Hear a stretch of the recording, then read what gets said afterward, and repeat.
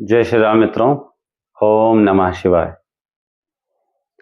मित्रों, लग्न कुंडली के साथ साथ नवांश कुंडली की अगर हम बात करें तो लग्न कुंडली नवांश कुंडली को अगर हम देखें तो कहीं ना कहीं उसमें ये चीजें स्पष्ट होती हुई नजर आती हैं कि भाग्य का साथ आपको मिलेगा कि नहीं मिलेगा।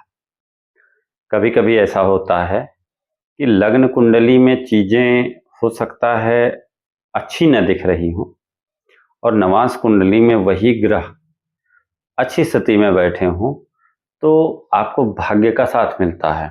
और भाग्य का साथ मिलते ही व्यक्ति के जीवन में अगर दशा अंतर्दशा मिल गई अच्छी सकारात्मक तो कहीं ना कहीं चीजें आपके फेवर में आती हुई नजर आती हैं। अगर हम नवांश कुंडली के बाद की स्थिति देखें तो लग्नेश यदि नवांश कुंडली में लग्नेश यदि एकादश भाव में बैठ गए, 11th हाउस में बैठ गए। एकादश भाव आपकी इच्छा की पूर्ति का है, आपकी सोशल सर्किल का है और काम त्रिकोण का अंतिम भाव है, यानी कि इच्छाओं की पूर्ति का भाव है। जहां तीसरा घर इच्छाओं की उत्पत्ति का भाव है, सातवां घर भी काम त्रिकोण का है, डिजायर्स का है और इच्छा की पूर्ति आपके 11th हाउस से देखा जाता है। आपकी इच्छाओं का अगर नवांश कुंडली का लग्नेश एकादश भाव में बैठ गया है तो आपकी इच्छाओं की पूर्ति करेगा ही करेगा। ठीक है, भले ही लग्न कुंडली में वो चीजें उतनी पॉजिटिव नहीं दिख रही हैं, लेकिन नवांश कुंडली में यदि हैं तो निश्चित ही आपको भाग्य का साथ मिलेगा और भाग्य के साथ के द्वारा आपकी इच्छाओं की पूर्ति होगी। दूसरी चीज यह है कि नवांश कुंडली में यदि 10th लॉर्ड 4th हाउस में बैठ गए, 10वां घर क्या है? कर्म का। अब कर्म यदि 4th भाव में बैठ गए तो आपको काम किस चीज का करना है? आपको काम करना है चौथे घर से जुड़ करके। चौथा घर है भूमि का, भवन का, वाहन का, माता का।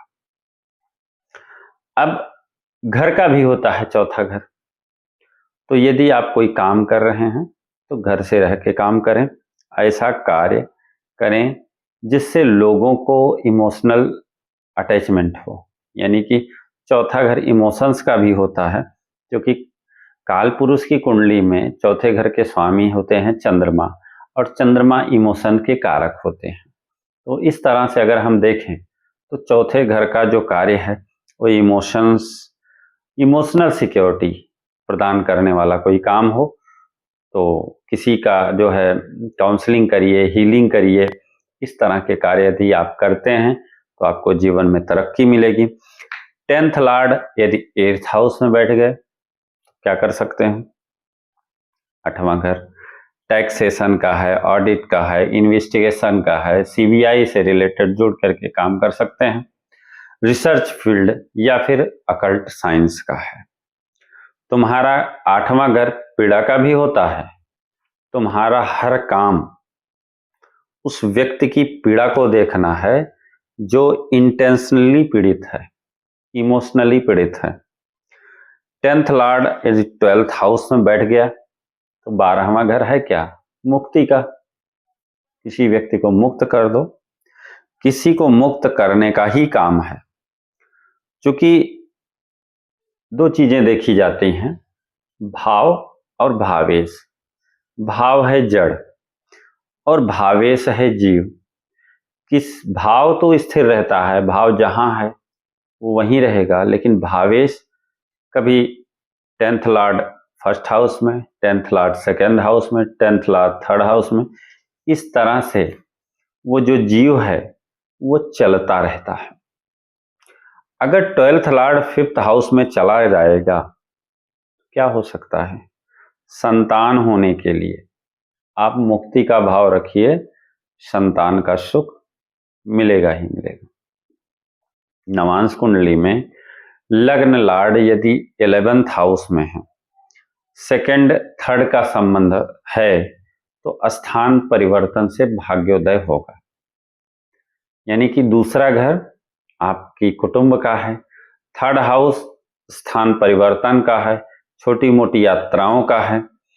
तो दूसरा घर धन से भी है, यानी कि यदि आप स्थान परिवर्तन करते हैं तो आपके जीवन में धन का आगमन हो जाएगा।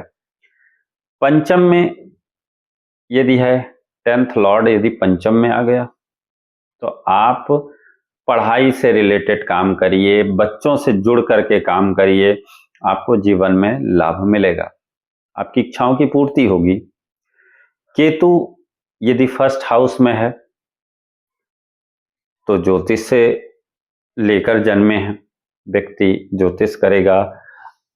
अपने आत्मिक विकास के लिए जो भी काम कर सकते हैं करेंगे तो बढ़िया होगा। अगर केतु फर्स्ट हाउस में है तो योग करें, राहु फर्स्ट हाउस में है तो जिम से जुड़ करके काम करेंगे तो बढ़िया होगा। केतु 5th हाउस में है तो अध्ययन करने से, क्योंकि 5वां भाव अध्ययन का है, और केतु यदि 5th हाउस में है, राहु 11th हाउस में है, 5th और 11th के एक्सिस में यदि केतु और राहु हैं तो एक तरह से ये महाधनी योग बनाता है। आपको अध्ययन तो करना पड़ेगा, जितना अध्ययन करेंगे, जितना घुस करके अध्ययन करेंगे उतना ही व्यक्ति ग्रोथ करेगा। तो अगर देखते हैं टीचर हैं या अधिवक्ता हैं, वकील हैं, उनको जीवन भर अध्ययन करना होता है, या फिर एस्ट्रोलॉजर की अगर हम बात करें तो वो उनके लिए भी तो प्रैक्टिस ही है ना। केतु यदि 9th हाउस में है तो गुरु की कृपा से जो है भाग्य में वृद्धि होगी। तो कहने का मतलब यह है, यदि जुपिटर की बात करें, जुपिटर एडवाइजर कब होगा?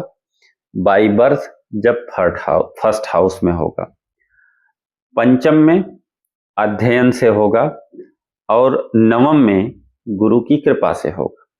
ठीक है, तो ये तो रहा कुछ सूत्र ज्योतिष के जो हमारी नवांश कुंडली से रिलेटेड हैं। फिर हम किसी नए कार्यक्रम में, किसी नए एपिसोड में मिलेंगे।